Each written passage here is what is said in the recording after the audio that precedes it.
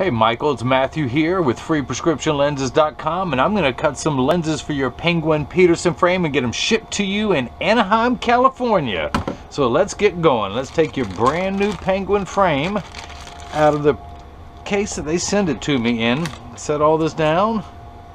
Let me actually look at this frame. Hey, that's pretty cool texture you got there. It's going to make for a nice pair. Okay, let me pop out the demo lenses. And let me put your frame into my $30,000 Santinelli. This is the LE1000 patternless edger, and the stylus is popping up and tracing the shape of the right side of the frame, and then it's going to trace the left. Here at freeprescriptionlenses.com, where everyone loves a bargain and no one is disappointed with quality. You buy any genuine authentic frame from me and you will receive free clear single vision prescription lenses. So let's pull the shape of your lens up onto the computer. Let's put in your pupillary distance of 64. These are polycarbonate lenses that I'm cutting on the soft cycle because of the anti-glare coating, and this is a metal frame. So let us begin. Your right eye reads -4 1/4, -75 at 172. So one of these is your right lens. I've got a 33% chance of getting it right. Okay, 4 1/4 -75. That's this one. Okay, let me take it out of its protective sleeve. And you know, this is a real lens. If it wasn't real, could I do this? Okay, there we go. Let's get started. Hey, at least I get to be amused if you're not. Okay, so the power's on 4 1/4. Let's spin the axis wheel to 172, or as close as you think I should get it to 172, because how are you really going to know if these are cut right? Oh, that's right, you're going to wear them. Okay, phooey. All right, I will cut these right then. 4 1/4 minus whatever your astigmatism is. Let's put some dots on these lenses. Why can I never make that dark enough? I got new tools, a new little pad for the lensometer, new ink. Nothing ever works to get these things dark enough. So I still have to use a pen, the old emergency backup memory system. So your left eye is -4 1/4 -1 at 178. 4 1/4 -1 at 178. I will put my axis wheel of my Marco 101 lensometer. Got the power drum at 4 1/4. 4 1/4 now on both eyes? I guess so. Okay. Get everything lined up perfectly. Find the optical centers. Get it lined up. Come on, give me some ink. Give me some ink. Show me the dots. Nope, still ain't happening. Okay. Dot dot there and a dot dot there, here a dot, everywhere a dot, and then a L for not right. So I apologize for repeating myself, Michael, but some people may be seeing this for the first time, so I'm going to explain it to them very well. This is a block. This is a Jenny from the block. I need to attach this to your lens while it is cutting. Look how small that gets. Ooh. Alright, so I need a double-sided adhesive sticker. Wouldn't you know it, 3M, the same people who brought you useless office supplies, gives you a double-sided adhesive sticker. The black side is the sticky side. I'm going to stick that on the block, pull the tape away, get everything lined up right, and put this down on your lens. Let's do the same thing now for your left lens. Put a little sticker on there. Here a sticker, there a sticker, everywhere sticky sticker. And get everything lined up perfectly. And, oh, the anti-glare coating. I got to put these blue stickers on the back. Blue sticker. Blue sticker power. Yes, I have had coffee. Thank you for asking. And it was good. So I've put your lens into the chuck, or as I like to say, the Charles, because I don't know the machine well enough to call it chuck. You know, that joke never gets old, and none of my jokes ever gets old. So the calipers are coming down and they're tracing the shape of the right side of your frame to make sure this lens is large enough to fit in there, starting with the rear surface, the back surface, the concave surface, and now it is moved over and tracing the convex side of the lens, which is the front surface, all the while measuring the thickness to know exactly where to place the bevel so it fits best inside the frame. Now the actual cutting wheel is down here on the bottom left. It's that lighter color wheel that's going to act like a heavy grit sandpaper and grind away your polycarbonate material. This wheel in the center with that little channel, that valley, that's what's going to put the bevel onto the lens so it stays inside the frame. I will have to close the door. but I just wanted you to see as your prescription lens touches down on the cutting wheel. So, we are using, how's that for static electricity? Ooh, special effects. Alright, I guess it's not so special anymore. So your lenses are polycarbonate. They're a photochromic gray with an anti-reflective coating on there. And they're to be worn at the shore. You can't wear these inland or they just won't work. You can only wear them at the beach. I'm sorry, that's how it goes. You're just gonna have to live at the beach for the rest of your life. But they are. Polycarb is 40% thinner and lighter than regular plastic. It is virtually unbreakable. Watch, I'll try and break it. Where's a hammer? I'm gonna hit it with this thing. Watch this. Okay, it didn't break, did it? It also has both UVA, UVB protection. It will turn dark gray when you go outside and then clear inside, and an anti-glare coating which eliminates glare when driving at night, particularly driving at night in the rain. But from street lights, stoplights, computer screens, overhead lights, fluorescent lights, such as these above me, because the lenses that don't have that coating, you can see how the fluorescent lights reflect from above. So it's a better cosmetic feature. When someone's looking at you, they're not looking at their reflection in your glasses, or if someone takes a picture with a flash, the flash is not lit up in the lens. So let me put these lenses back. So that is your lens in a nutshell.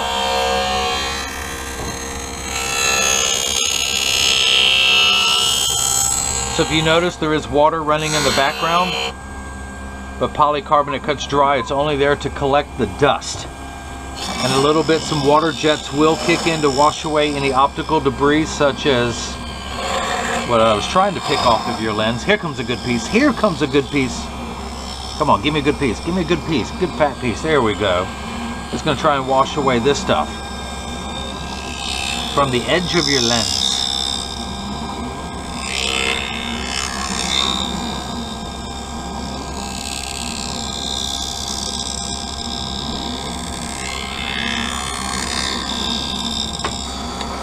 Now the water jets have kicked in.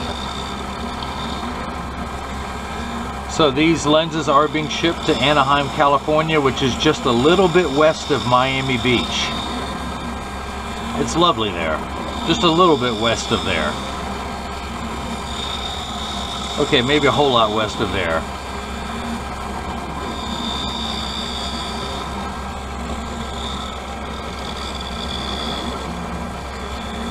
Cut. Cut, cut. Actually, it's done cutting. Should I say bevel, bevel, bevel. And stop. I think some water splashed up on the lens. Don't worry, that was a cleaning cloth. You don't have blue cataracts. So let me dry your lens off so it is not slippery. I still want to smooth off these rough edges. Like me, your lenses has rough edges, but I can do something for your lenses. I can't do anything for me. I'm stuck with my rough edges. So, let's see if it fits inside your frame now. Let me get my screwdriver. Lefty loosey. Pop your lens in.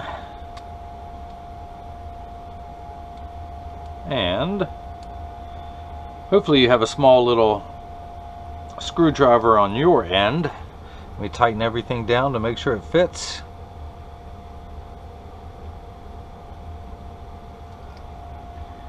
I want to do a little bit more. Let me do a little bit more. Of course, if you don't want to mess with this, Michael, you can just take it by your local optical shop and they'll pop the lenses in for you, more than likely at no charge. And start. So what I did is I took it down 1/10 of a millimeter, and for all my American friends who don't know what a millimeter is, it is the distance between my thumbnails. I'm going to take 1/10 of that distance off all the way around the circumference of your lens until it is the right size to fit into the frame. Once it is the right size, I'll flip it over and we'll cut the left lens.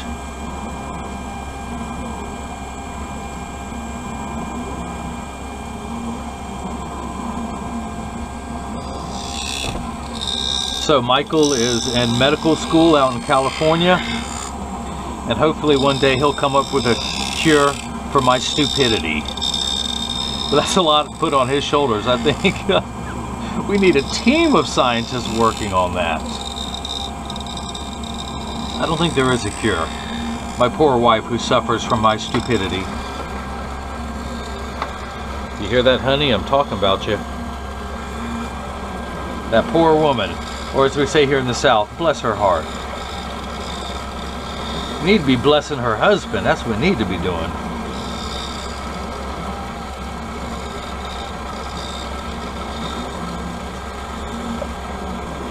Look at this. I'm getting my shirt wet, Michael. I hope you appreciate that. The things I do for you, like staying late, or like staying late, or staying late. No, that's not a guilt trip. No, no. I could be at home spending time with the family, writing my memoirs, rearranging my sock drawer. No. I'm here staying late after hours, getting your lenses cut so you can cure some disease. Where's the fun in that? Wipe it on the floor. Those of you have to watch my other videos to see that reference. Okay, so someone in your family bought you this frame, and now I am making lenses for you. Let's get this righty-tighty down. Oh yeah, that's fitting better now. Wouldn't you agree? Okay, so let's go ahead and cut the left lens. Let's flip this over to L, which means not right, and hit start. And just like before, the calipers are going to come down, but this time they're going to trace the left side of the frame to make sure the lens is large enough to fit in there. Always starting with the rear surface, the back surface closest to the eyelashes, before moving over and tracing the front surface of the lens. All the while measuring the thickness to know exactly where to place the bevel so each lens fits best inside the frame. And as soon as your left lens begins cutting, I will continue to work on your right lens.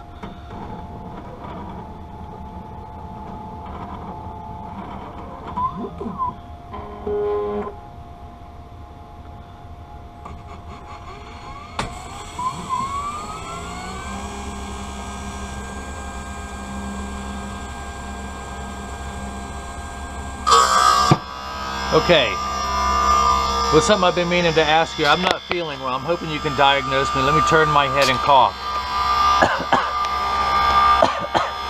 Can you figure out what's wrong with me? Yeah, my ear's sticking out. What's up with that? Can you fix that? Okay, I just fixed it. Send me the bill for that. Okay, let's keep working on the right lens. Did you figure out what was wrong with me? Yeah, I'm silly. That's it. Is there a cure for that? I'm going to pull the sticker off and let's read the prescription. Let's go back to 172. Put the lens in. And as far as you know, this is cut accurately. No, we're at -4 1/4, which is what your prescription is. -4 1/4, -4 1/4, 4, 4 1/4, 450, 475, 5. Do I hear 5 1/4, 555, going once, sold. So let's check your astigmatism correction. And we're at -5. So that means 4 1/4 minus 75 gives us a total power of -5. That is a lovely red dot, isn't it? I think it's so nice, I'm just going to leave it on your glasses.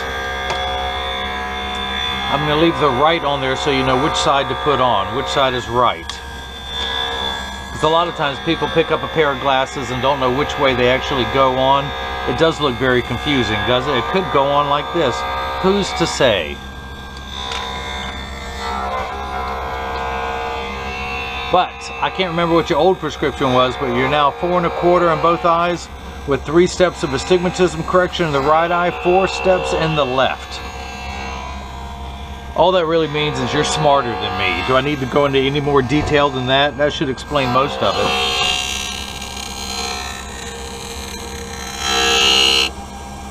This is symbolic of man's struggle in the world. As we see the lens rotate, it is symbolic of every day that passes as the earth turns in our eternal quest to find salvation and our own significance in our life.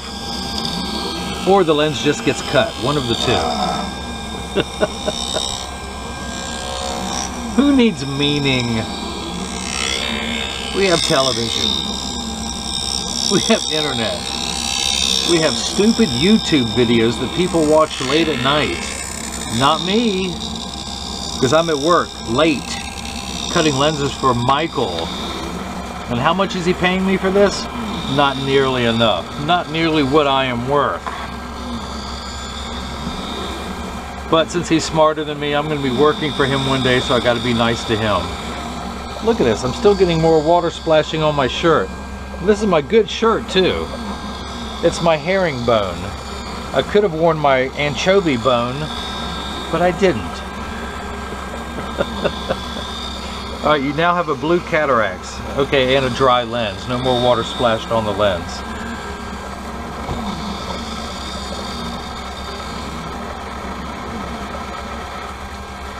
And now we're done. Can I go home now, Michael? Mikey Mike, the Mikester. Dr. Michael. That has a good name to it. Good sound. And his assistant Matthew. That sounds even better, to be honest with you. Okay. Back to the handstone real quick for the safety bevel. Use my thumbnail to scrape all that off.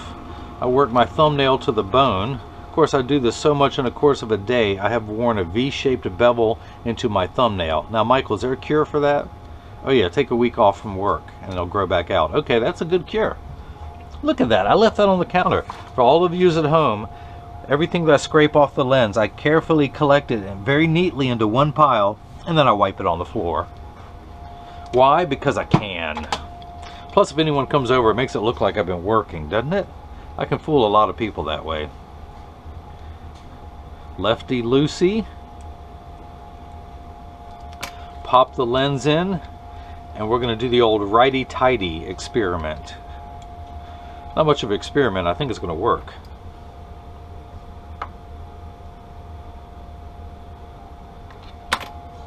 And we're there. So, let me take that block off, pull that sticker off, put the lens back in the lensometer. We're going to turn the axis to 178. And we're getting 4 1/4 again. But this time, because of your 1 diopter of astigmatism, we have a combined power of 5 1/4. Of course, your pupillary distance is 64. So I'm going to put my PD stick against my thumb on your right lens on 0. And we go over to the left, we're reading 64. So that is cut perfectly. I do want to clean the red dots off of your lenses, because I'm going to show you something you've never seen before. Transition lenses turning dark. You've seen that before? Well, not in this frame, so this is why it's the first time. By the way, everyone receives a free cleaning cloth, and everyone receives all the dust and lint that I can find in my pockets when I ship these. So this is what your lenses look like clear indoors. I'm going to turn them dark. We're essentially activate them for the first time in my Transitions brand little ultraviolet box. So all Transition lenses take about 30 to 45 seconds to darken when you go outside. It takes a little bit longer when you come back inside, 45 seconds to a minute 15.